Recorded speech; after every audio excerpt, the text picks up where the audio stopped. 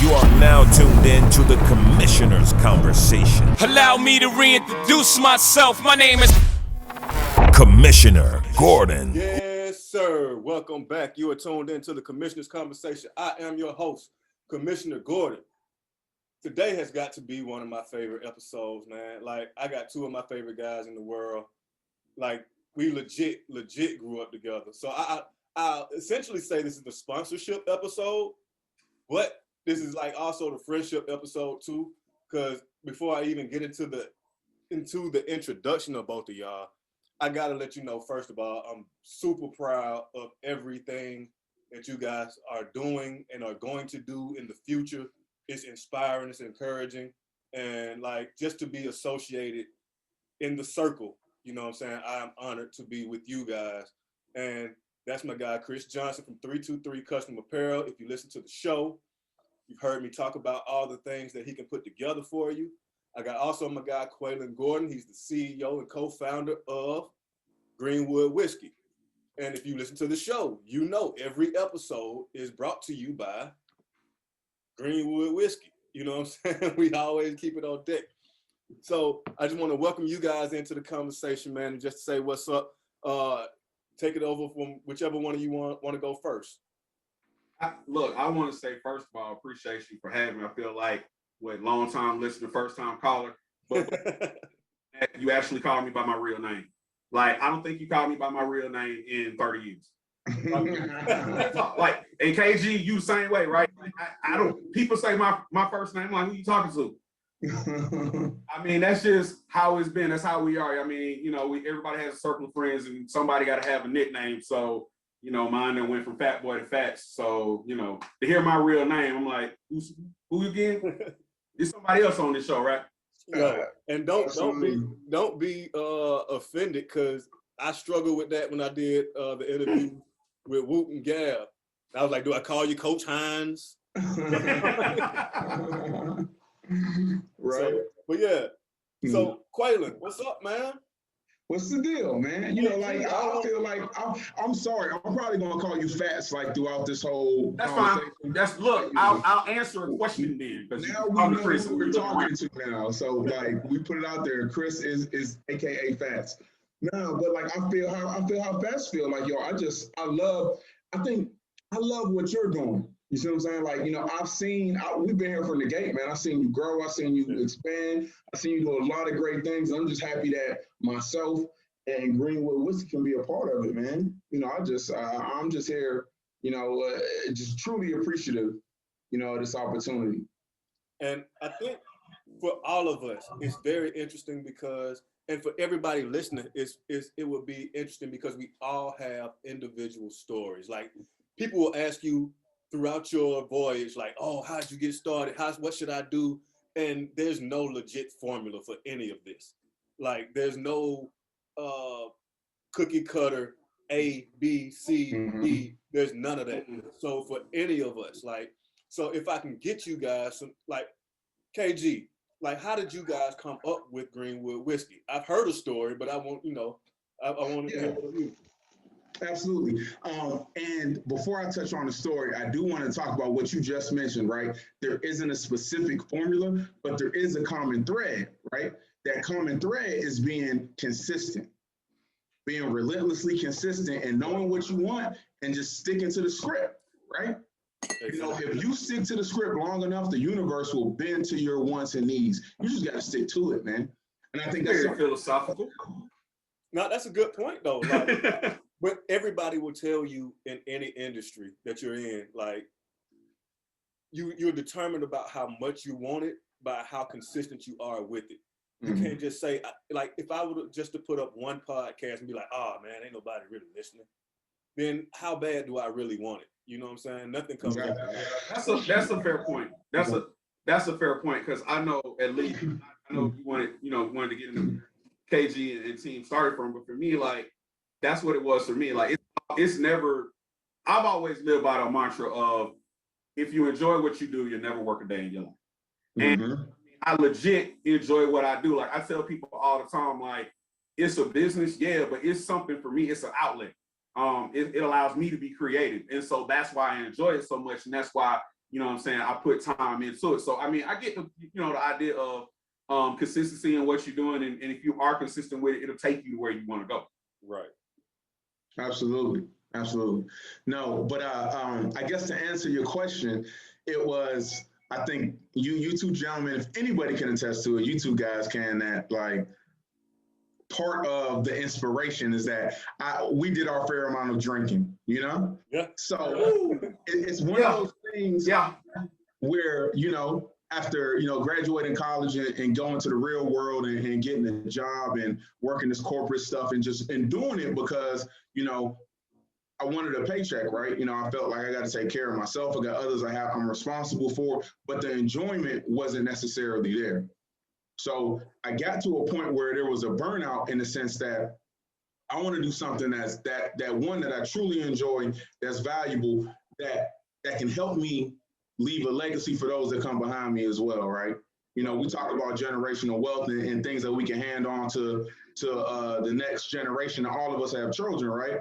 I can't give my son a job, right? I can't give him the job that I've worked, you know, many of years. Right. So it had to be something that was bigger than that. So that was the space mentally that I was in, and I realized that me working for someone else was not going to get me to my dreams and the enjoyment that I wanted.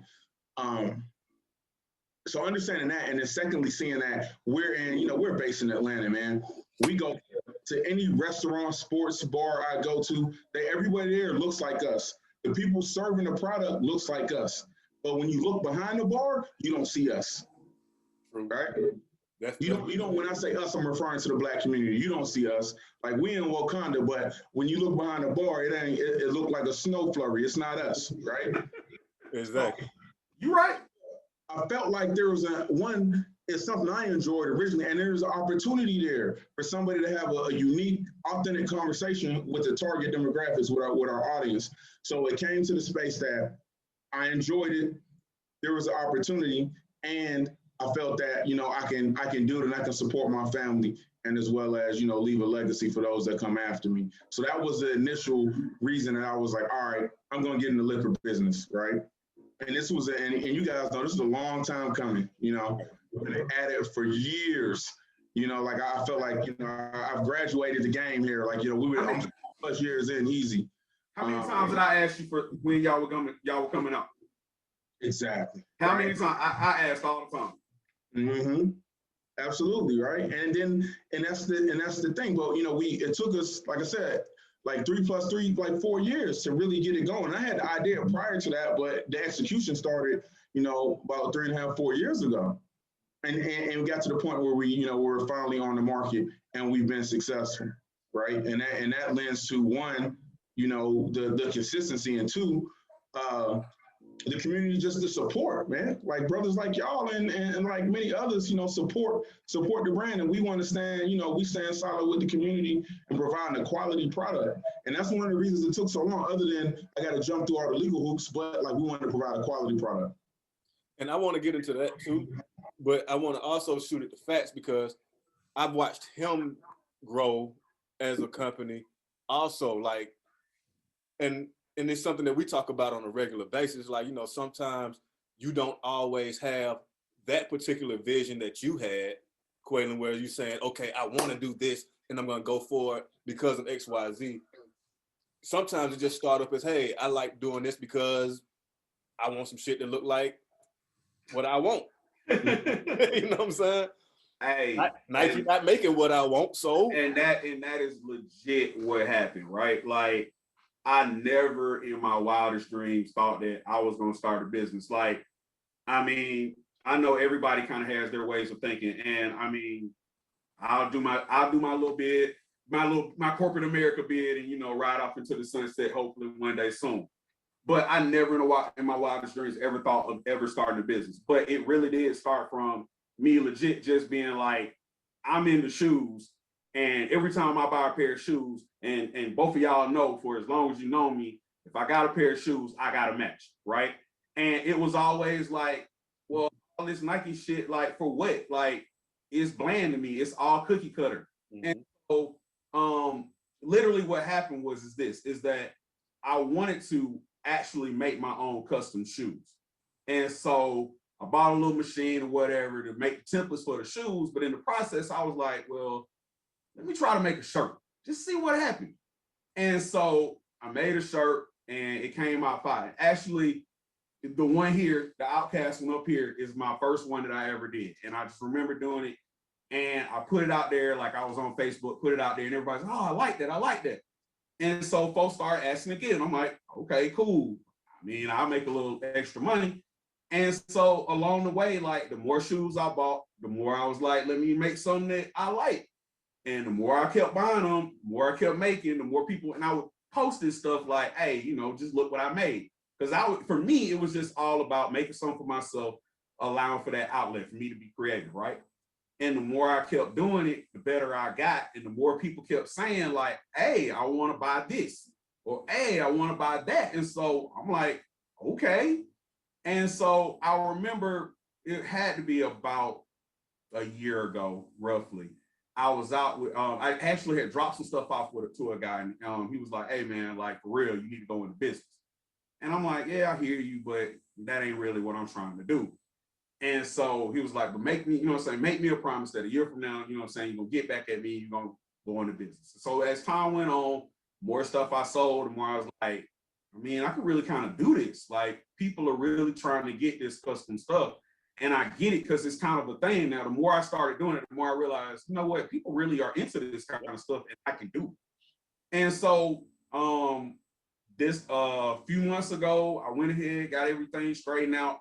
Got, you know, became a legit business. And I'll never forget when I put it on Facebook, like, hey, I'm out here now. Same guy was like, about time. Mm-hmm. And other folks too was like, it's about time. Like, what were you waiting on? And so, you know, to your point, like sometimes you don't really just go into it saying, you know what, yeah, I want to start a business, I want to do something. Sometimes you just fall into it. But I mean, I'm thankful I fell into it because I mean, like I said, it really does give me an outlet to be creative. And then the other part, I mean, it supports my shoe habit. So I mean, you know, I mean, that's always a great thing. You know, yeah. Whether I'm gonna leave this behind to anybody, I don't know, but I do get asked a lot of times by my kids, like, hey, can I come work for you?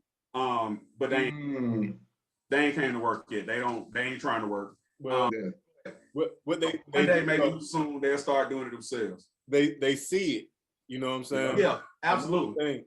Because a lot of times for us, man, as we look to our parents, our mother, our father, and they were working. So it's very few Black people who were owning businesses, who were becoming entrepreneurs, who were legit instilling that mindset into their children.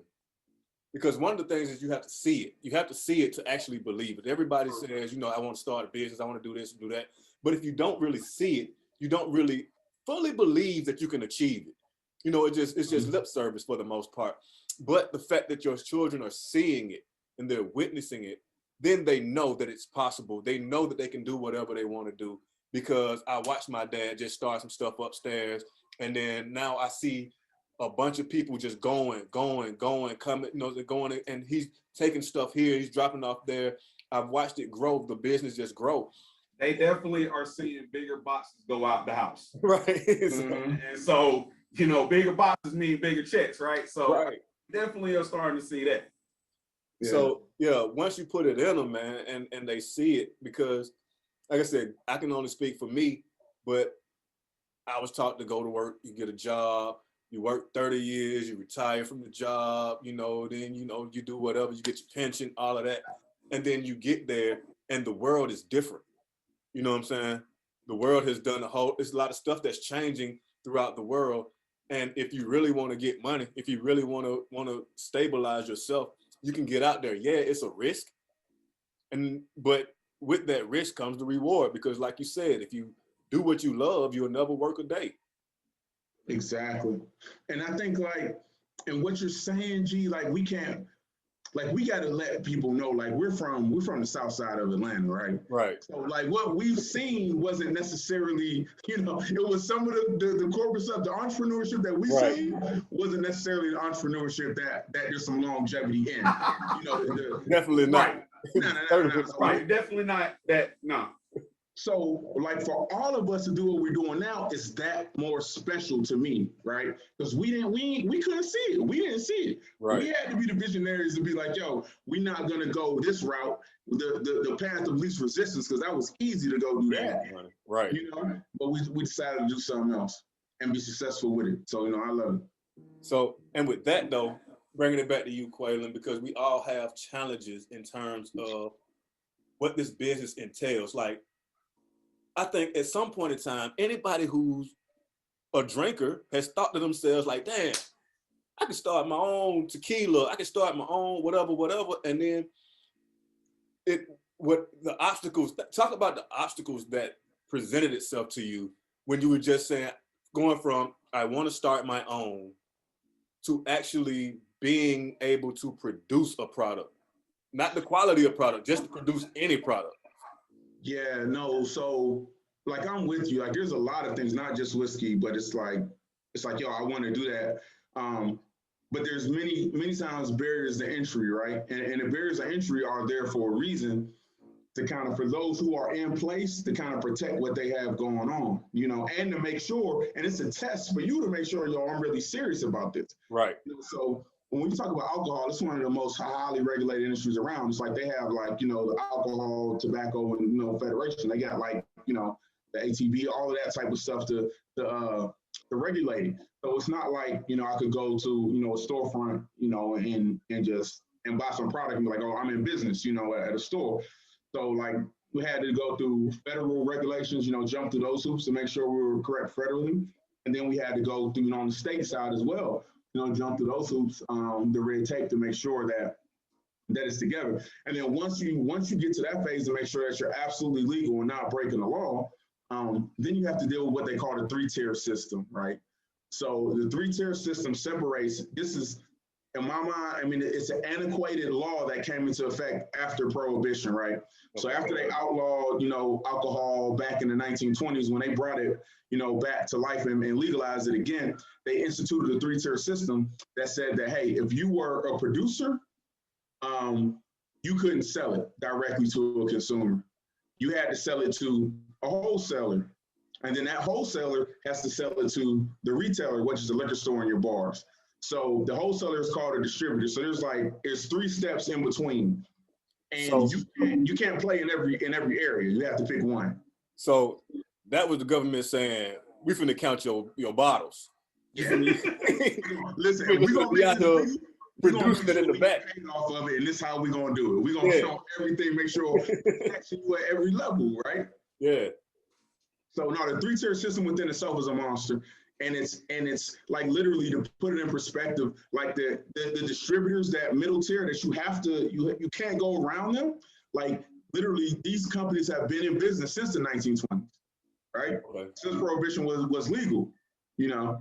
So they've been around for a while, and you have to you know, you have to figure out how to navigate that and work with those companies who truly don't really need your product. So there's been challenges around that. And in the same thing, the competitive space, that, you know, like Jack Daniels has been around since like 1800s or something like that, right? Right. So no, so I mean, there's challenges in every business you get in. There's challenges, and whatever you do, you're probably not going to be totally prepared for those challenges. But the key is, you know, when they come to you, you just try to figure out, you know, how to get it, you know. And facts, I'm sure, having, like, Kweillin has the luxury of that 3-tier system, like he just talked about. There cannot be someone walking up to Kweillin being like, hey, sure, let me get one of them bottles for $5, man. I need, you know, yeah. Let me get one of them. But you don't have that luxury. Like, you are making your stuff, you're going directly to consumers. And I'm sure one of the most troublesome things that you run into, one of your obstacles, is that homeboy hookup. Hey, dog, let me shoot, this your boy, holler at me, I want to get it for shoot, how much you paid for it for? Right. I mean, for me though, I knew that was coming, right? So I mean, I have tried my best to market myself in a space to feel like I'm getting over on them, but they not getting over on me too, right? Like, I mean, I could really market my stuff higher if I really wanted to, but I try to stay in a space to keep away from that. But I will say this: the biggest challenge that I have found is everybody does this. This ain't really hard. Like, I mean, anybody can go buy the machinery, buy what it takes, and do it themselves, right?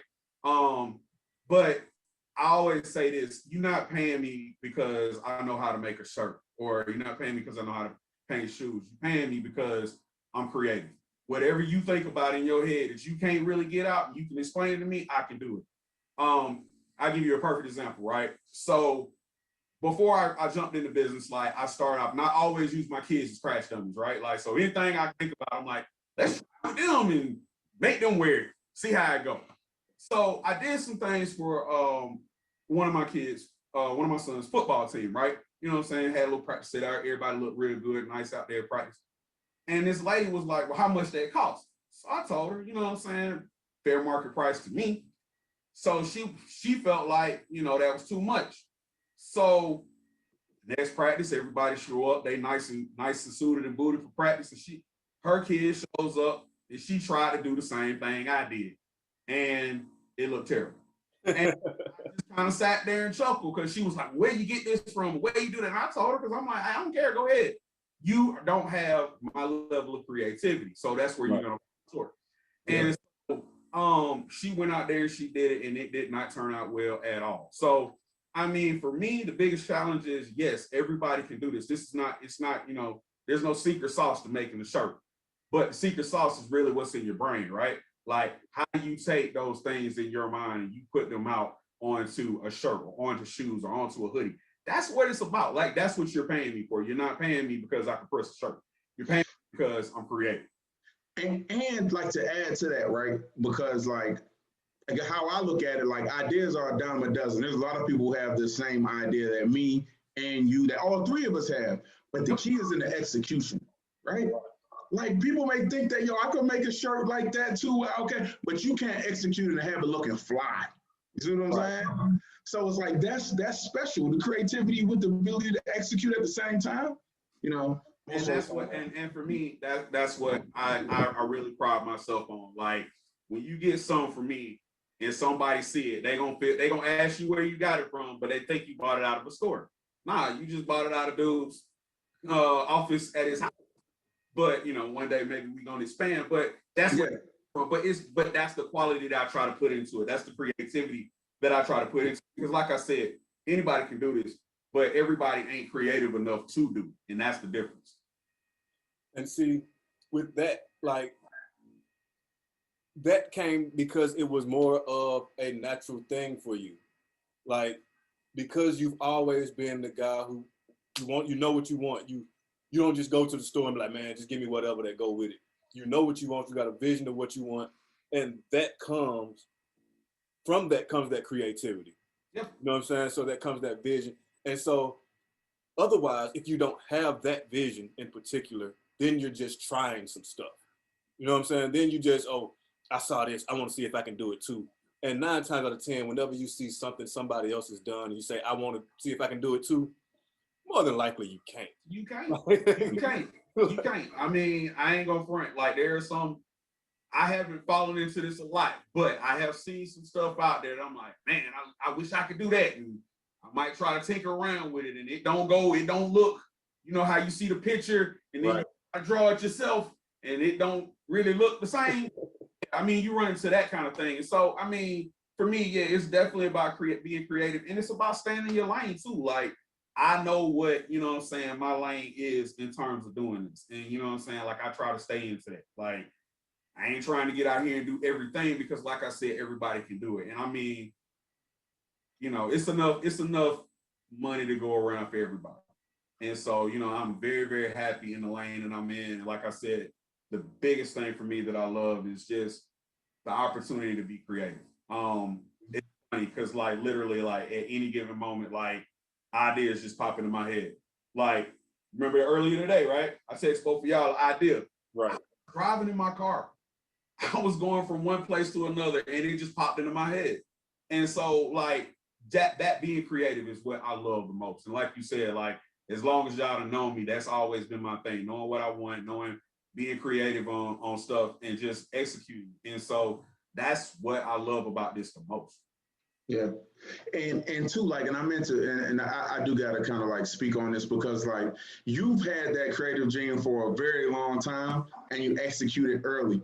Because I can take us back to, I believe, fall semester of 1998 and at Georgia Southern University. And we wanted to, and we decided to put together a flag football team. Dub H. And listen, like the Dub H, the logo, everything was, the gear was put together. You sold shirts then. Yeah, I did. You Yes, did. we did. Matter of fact, we sold them during Players Ball. I remember. We sold And shirts.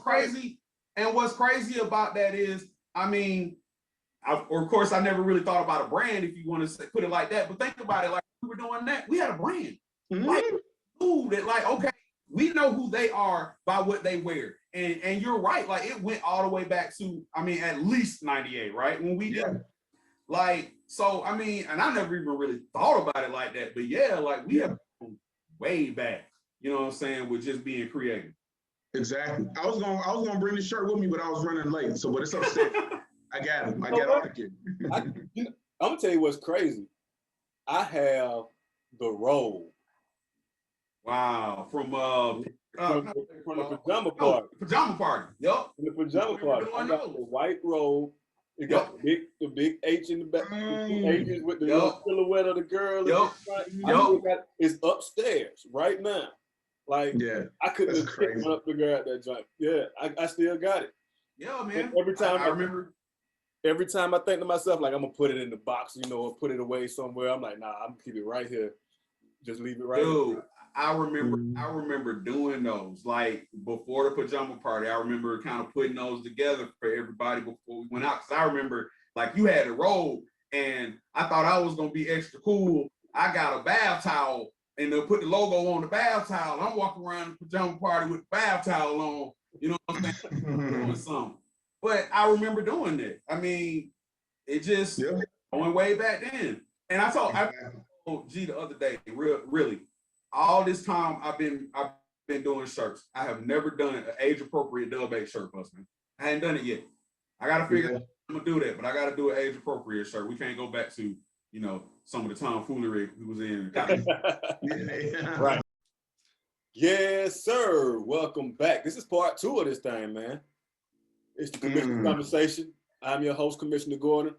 I have Christopher Johnson, aka Fats, as we will be calling him throughout the rest of. He called me by my full name too, man. Like really don't ever hear that one. If you don't know, Fats is the owner of 323 Custom Apparel that I talk about on the Commissioner's Conversation podcast. And then I have Kweillin Gordon, who's the CEO and founder of Greenwood Whiskey, which I also talk about and is a sponsor of the Commissioner's Conversation.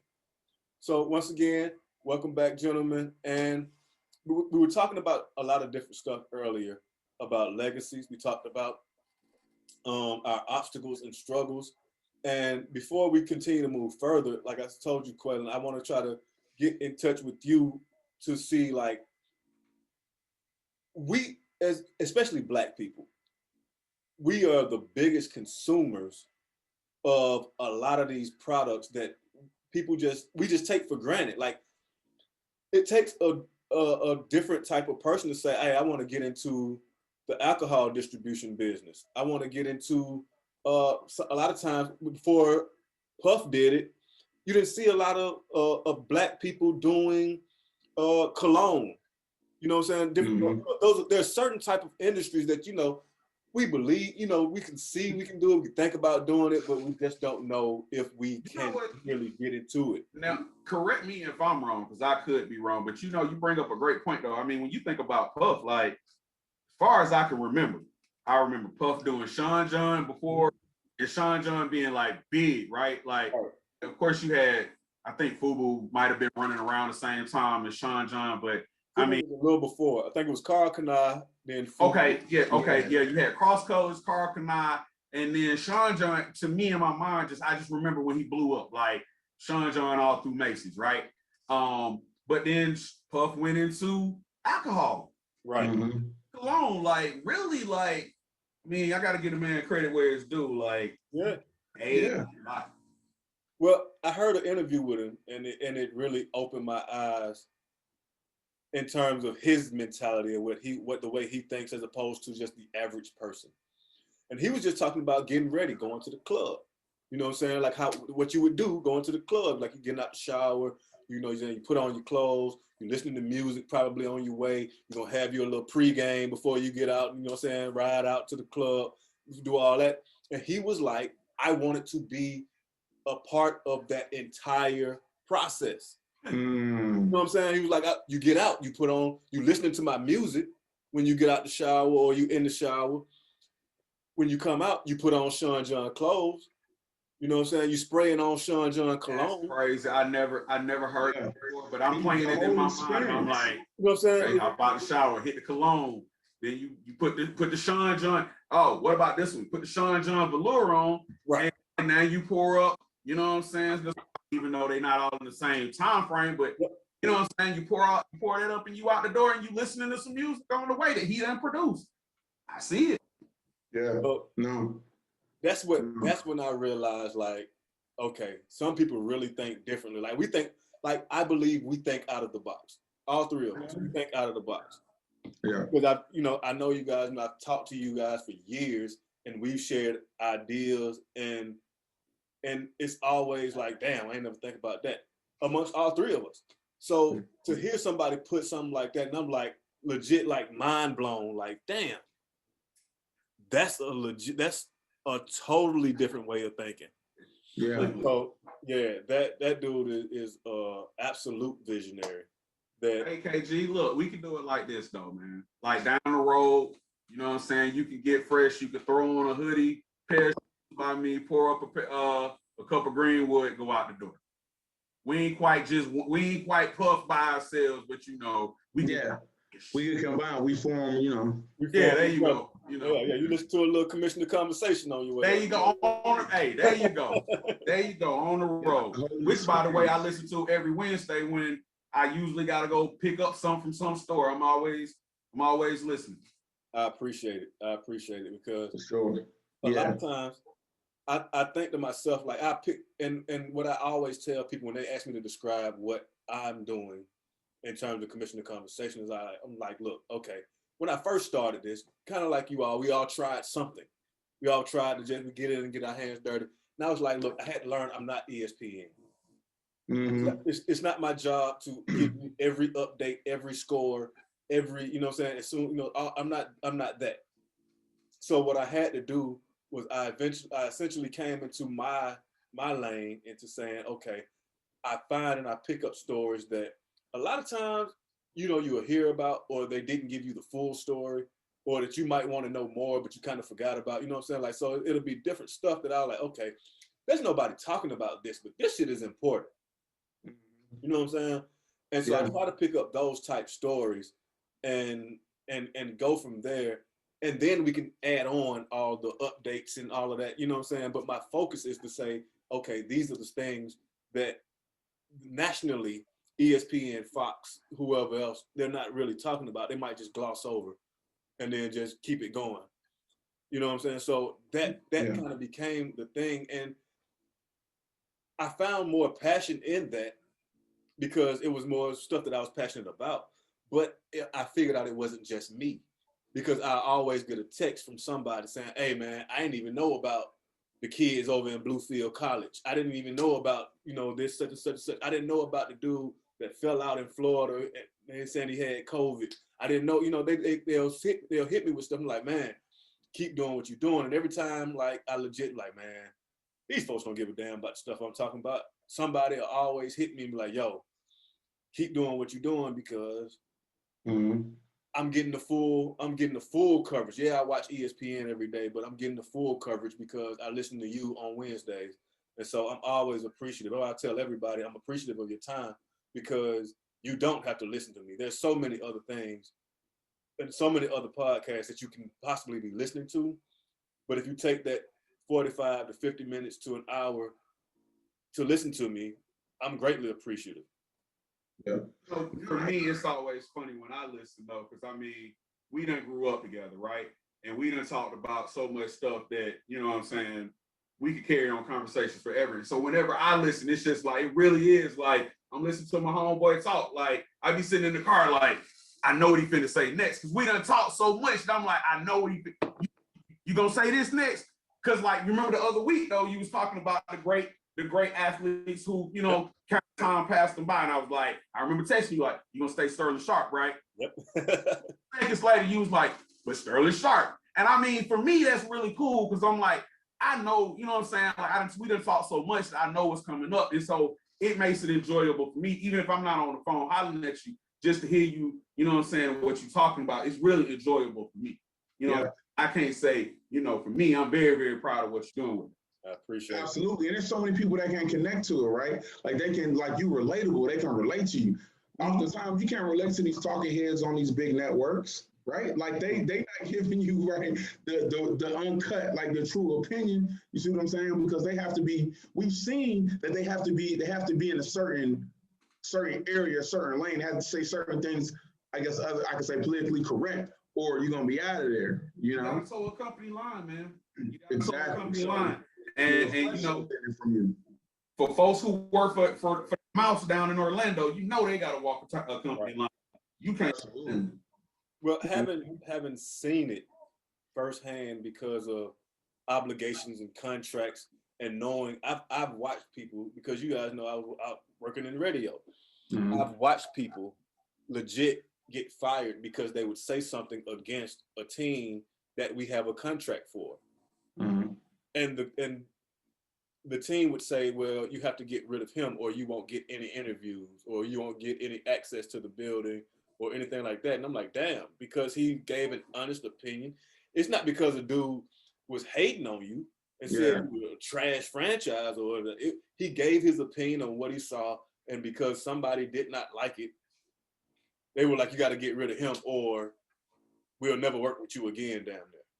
So here's my shameless I hate Atlanta plug. Were any of these people had contracts with any teams in Atlanta? Yeah. Oh yeah. Okay. Well, then, I mean, they definitely didn't lie. Yeah. They definitely didn't lie. You know me. I have born and raised here, and I cannot stand any teams here except for like Atlanta United and maybe the Braves. I like the Hawks too. Let's go with the Hawks. There you go. So I mean, and before we get to the Hawks, though, I do want to talk about the Hawks. But before we get to the Hawks, like I said, Kweillin, I do want to holler at you, man, because you got the vision of the alcohol. First of all, what made you go with whiskey as opposed to the black alcohol, cognac, or you know what I'm saying, or tequila or vodka? You know what I'm saying? Why whiskey? Yo, and it's interesting because like there's a myth that I believed early on too, is that Black people don't drink whiskey, right? And whiskey has a long heritage of, you know, it's been around. It's like the first truly American liquor brand was, you know, liquor is whiskey, and it started with us. So it was, you know, the story of Uncle Nearest partly, right? Like that's like, you know, he was the one, for those who aren't familiar with Uncle Nearest, Black-owned brand. Uncle Nearest, he created the recipe for Jack Daniels, right? Like he was the first distiller, and they used that to create Jack Daniels. But like that myth that Black people don't drink whiskey, and I smoke cigars, right? And nothing goes better with cigars than whiskey. So it was, for me, I felt like it was out of the box. I felt there was a sleeping giant. There's a lot of people like me. Like I go to once again, we in Atlanta, I go to cigar lounges all across the city. Ain't nothing but us in there. Ain't nothing but Black people in there drinking whiskey, right? You know, so I felt like I felt like that just wasn't unique. I felt that's going on in other places too. And we talk about like having a niche, and like that would be like our niche. We're going to provide a Black-owned whiskey product to those who already drink whiskey and those who aren't necessarily familiar with whiskey, right? Like what we have is an introductory product. So we're going to introduce you to whiskey if you're not necessarily familiar with them and drinking it for years. And to kind of kill that stigma of like, Black people don't drink whiskey. Because I've heard that, as I embarked in this industry. But with that though, like you talked about Uncle Nearest, but and Uncle Nearest, like Jack Daniels is legit, like just now giving the accolades to Uncle Nearest.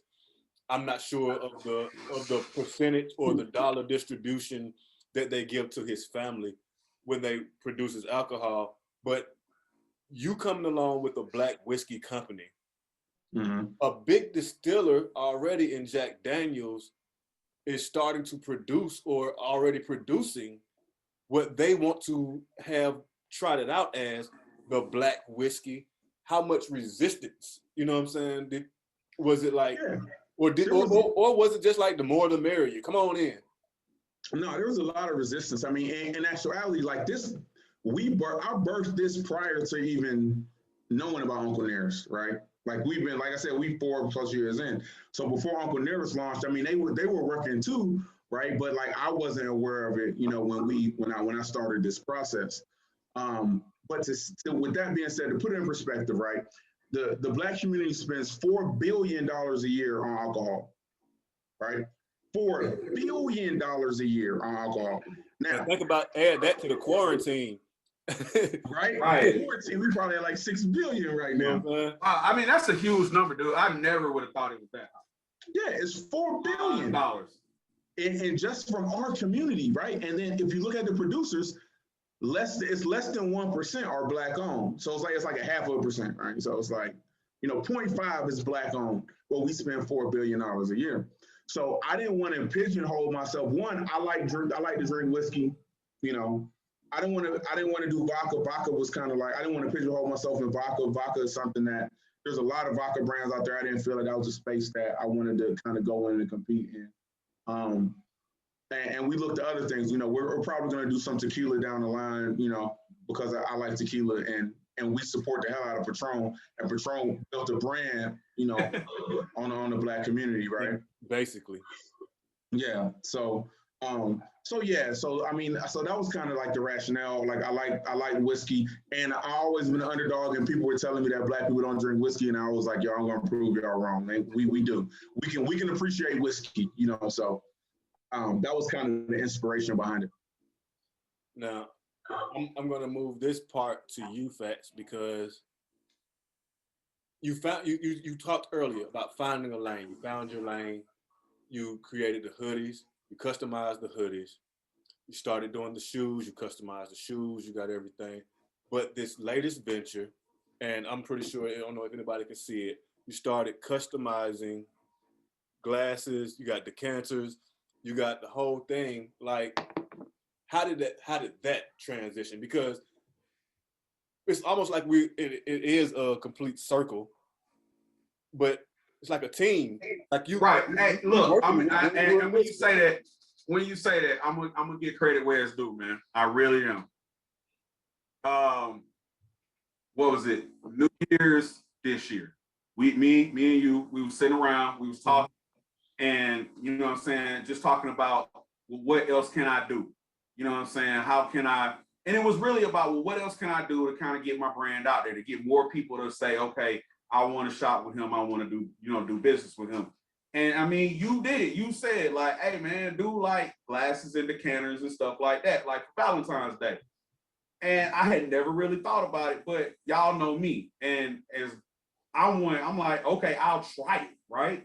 And so like that next day I got online, kind of figured out, watched a couple videos, YouTube University, right? Right. Watched videos, I do it. And jumped into it, you know what I'm saying? Like, and that took off from there, like, you know what I'm saying? Like, and one thing I will say this too, that I have learned from my professional life that I take into my other professional life is listen to the customer, right? always try to listen to the customer, because the customers don't tell you where they want to spend their money, right? So it is about listening to the customer when they, you know what I'm saying? Like, you know, we friends with, I look at you like a customer, just like I look, KG, I'm pretty sure you look at me like a customer, right?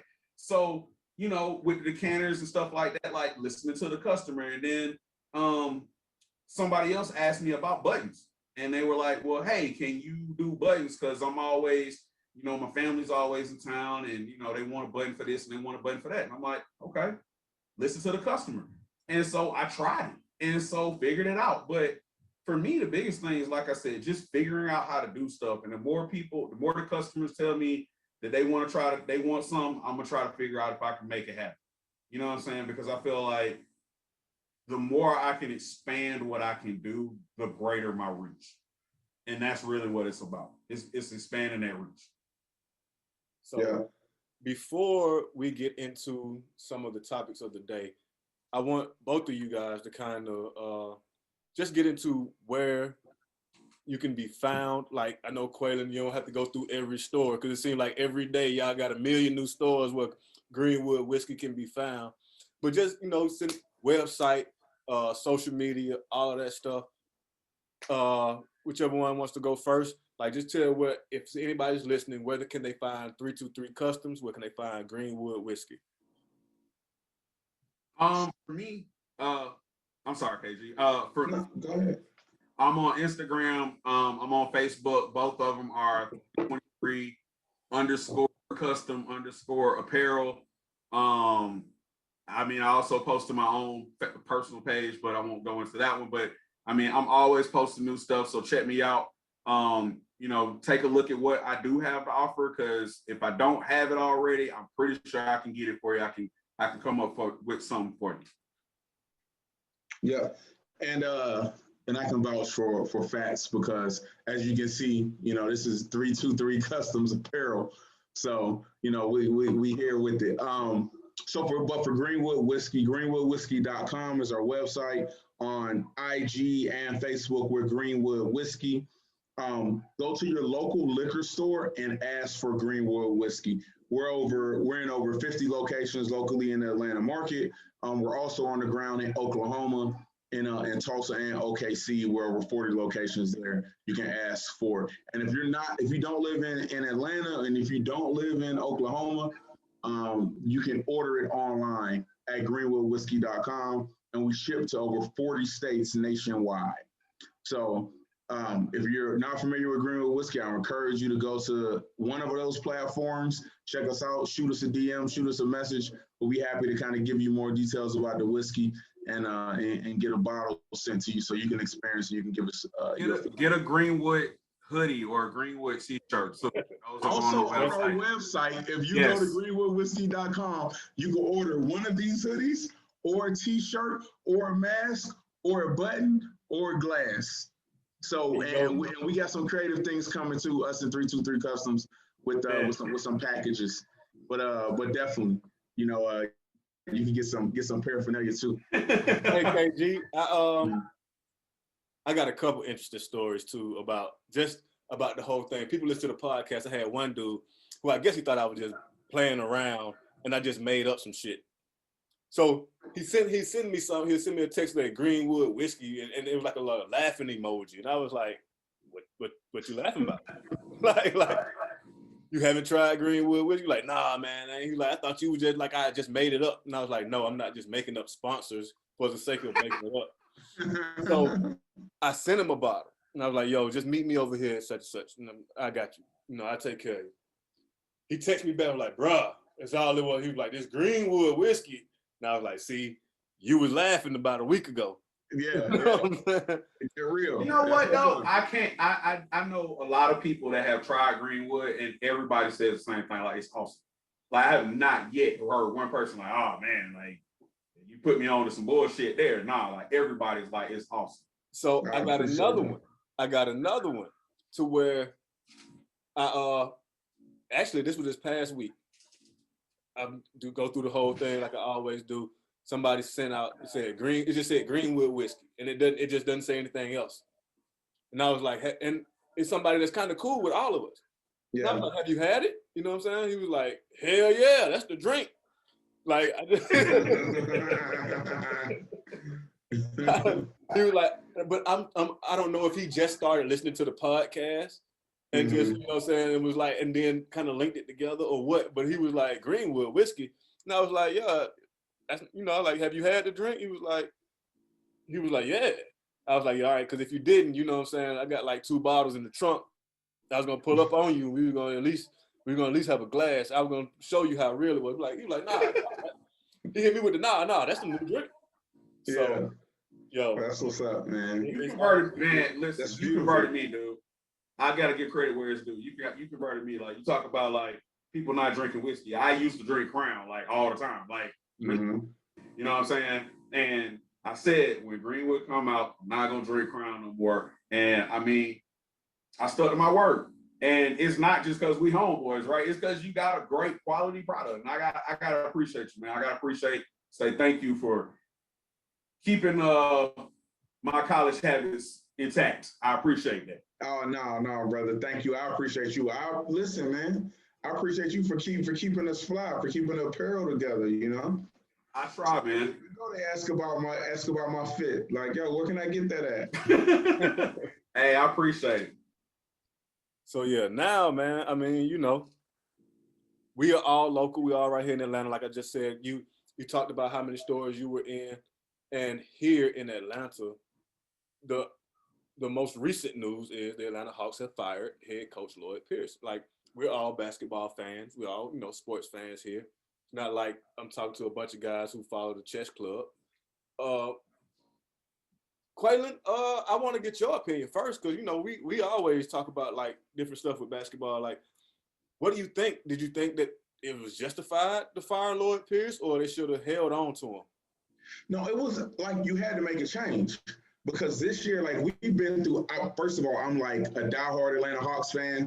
I had season tickets when we were winning like 13 games. Like, I was that dude, right? So, but like, you had to make a change because the expectations going into this year were so high. Right. Like, this is a playoff or bust year for real. And in the East, we're under 500. When we started off, like, I remember the first 4 games, it was like, yo, the Hawks may come out the East. Right, like, right. 14, right? We were like 4-0 with them numbers. But then, like, injuries played a part, which I get. But with the level of talent that we had, like, we were underperforming. There were situations where you had to question coaching when in the fourth quarter, we can't get a bucket and we got Trae Young on our squad, right? And I think that part of it is that Trae was just like, yo, they burnt him out, right? You had to have, there was no, to me, I didn't see any offense run to get that man easy shots when we needed a bucket. Well, also to that, because I can speak, even last night, they played the Heat. Mm-hmm. They played the Heat. Trae didn't score a basket until, I want to say, the second quarter sometime. And it was like, it was probably about a minute left to go in the second quarter. But you could see what they were doing. Like, anybody who's watching the game, you played basketball, you see what they were doing. They're basically running a double team, like, as soon as he come up to across half court. They're trying to make him get the ball out of his hands early. But what they would do, he would get the ball out of his hands. And let's say he was passing it to Gallinari. He's passing it to Gallinari. Gallinari's passing it to, you know, whoever, Snell, whoever, anybody else. But they weren't working the ball back to Trae. You know what I'm saying? I think that was part of, like, you're not working the ball back to Trae. So by the time Trae brings it across half court, he gets the ball out of his hands, but he never gets it back. Yeah. Any other team. But you know what? I read that on ESPN. I mean, you know, reading ESPN, reading articles, whatever, about how to guard different people. And that was one of the things I read about Trae is get the ball out of his hands is key. But on top of that, don't let him get it back. If he can't get it back, you got him. You know what I'm saying? You won. And I mean, as a coach, if you're not trying to figure out how to beat that, I mean, if a writer can write that, you know what I'm saying, teams have already got that figured out, right? So if you can't figure out how to combat that, then, you know what I'm saying, you dead in the water. But that's the thing about other point guards. Like, that's got to be the narrative for Steph. You know what I'm saying? That's got to be the same narrative for Dame, get it out of his hands. It's got to be the same narrative for CP3. It's got to be the same narrative for a bunch of point guards. But they get the ball back. Donovan Mitchell will get the ball back. Mm-hmm. You know what I'm saying? But that's coaching though, G. Like, I mean, as a coach, you got to figure out how to get your guy the ball back. If you don't figure out how to do that, then, like I said, you lost. So yeah, I mean, I will, for the sake of argument, take the other side and say this. You asked me, should he have been let go? I'm going to say yes, but at the same time, I also have to say he's been here 2.5 years, roughly, give or take, because we are going into the All-Star break. And in 2.5 years, he had Trey as a rookie. He had Vince Carter playing a good number of minutes. 62 years old. And right, at 62 years old. I can't even remember the rest of the roster because I wanted to make this point. I mean, and if I wrote it down, clearly I'd had it. But the point that I'm trying to make is this. In 2.5 years, he's not had a very veteran-laden team. This was the first time that he really kind of had some vets. That fell by the wayside because a lot of those guys got hurt. So I could make an argument that, like, you know, was it too soon? Maybe. But at the same time, to you guys' point, I mean, if we can't be consistent, like, I mean, I don't care whether you got a team full of vets, you got a team full of rookies. Like, it just ain't gonna happen. Like, you cannot go out and beat Boston tonight and then lose to Boston tomorrow. It just can't happen. Yeah, I think one of the things when you talked about how many rookies he had, and I always say this, like he was the developmental stopgap coach, and it was going to happen anyway. So if it didn't happen now, let's say the Hawks are 3 games above 500, which might put you at number 4 in the East. You're 3 games above 500. You're probably number 4 in the East, and you get there, and then you lose in the first round of the playoffs.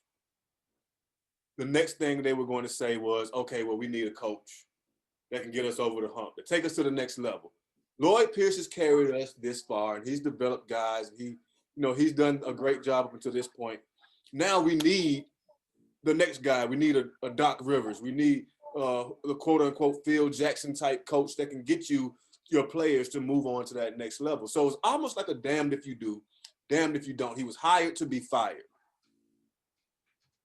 I think though, but like realistically, if he would have made the playoffs this year and they would have had a decent like playoff run, I think it would have been harder to fire him because like let's keep it funky now. Like this organization hasn't seen a championship team, like, you know, a team coming out the East, right? Like you get to the first round of the playoffs and win a couple games, Atlanta will be a little bit satisfied with that. Like I think that gets you a couple of years. I don't think they let you go immediately, you know. But you not even getting to the dance is a problem. Well, I think part of what's happening too is you look around and you start to read the room a little bit. And even if you can squeak in the 7, 8 seed, let's just say, who you playing, the Nets? You're gonna play Milwaukee?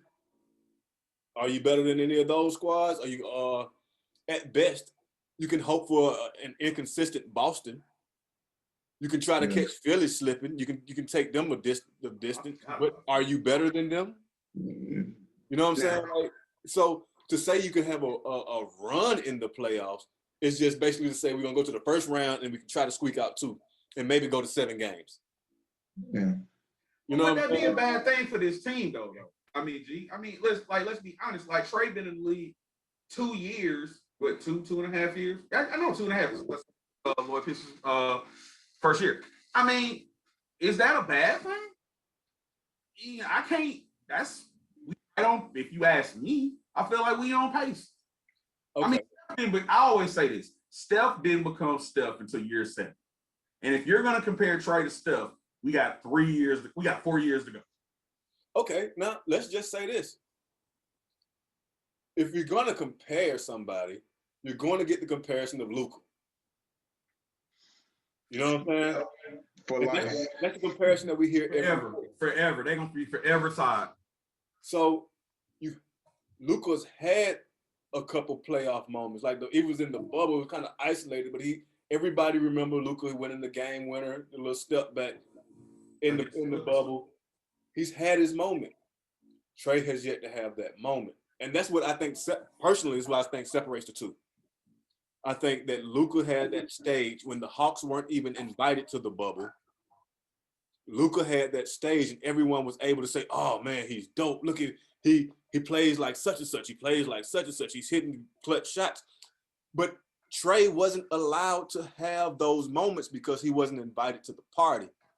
So because he wasn't invited to the party, if you look at the numbers are exactly the damn same. But the narrative was different. Like Trey and Luka both were averaging about 27. They were all averaging about like 9 assists. You know, the numbers were I think Luka has a few more rebounds, but I mean, I see what you do. Luka has a few more triple doubles. That's what he does have. Well, true. I'll give you because he's 6'9". You know what I'm saying? At the point of being 6'9". But I think it's because you got those two guys together.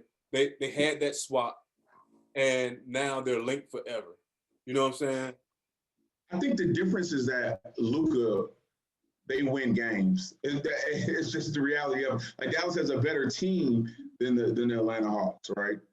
And I think that second guy, like if they don't, Dallas in a better position than Atlanta player.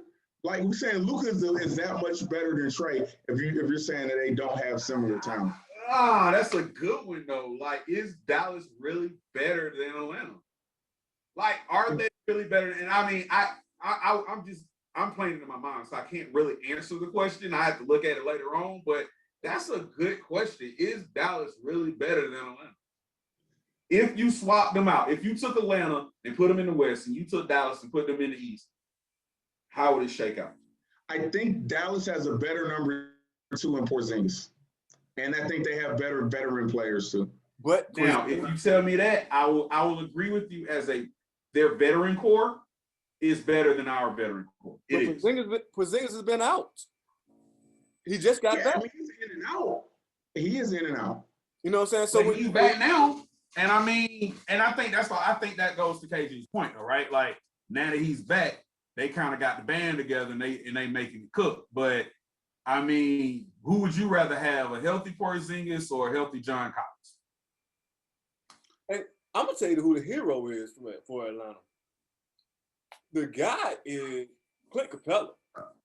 Yes, Ball. If you watch a Hawks game, there's no more important basketball player on the court than Clint Capella. Clint Capella's getting 20 rebounds down there. He's contesting the paint. He's blocking shots. He's getting putbacks. He's going to pick and roll. Clint Capella is doing a whole lot of stuff. And that is the reason why I say that John Collins is expendable.